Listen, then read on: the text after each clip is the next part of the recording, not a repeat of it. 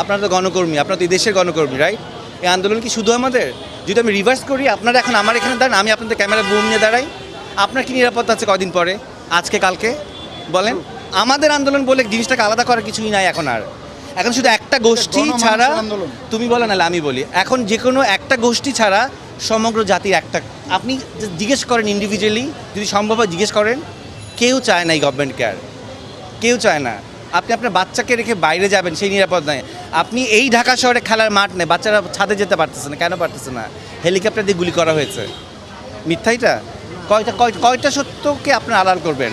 আপনারা চেয়ারে বসে বসে বলতেছেন ওরা ড্রাগস, ওদেরকে ড্রাগস দেওয়া হয়েছিল, এই জন্য ওদের কোনো সেন্স ছিল না। তো ড্রাগস নিলে আপনি মেরে ফেলতে পারেন? কোন রাষ্ট্রের আইনে আছে একজন ড্রাগ অ্যাডিক্টে গুলি করে মারা যায়? আমি ড্রাগস নিয়েছি, এটা দায়বদ্ধতা আমার ফ্যামিলি, আমার প্যারেন্টসের। আমি ড্রাগস নিয়ে যদি সমাজে কোনো ক্ষতি না করি, আপনি তো আমাকে মারতে পারেন না, পারেন? বাংলাদেশে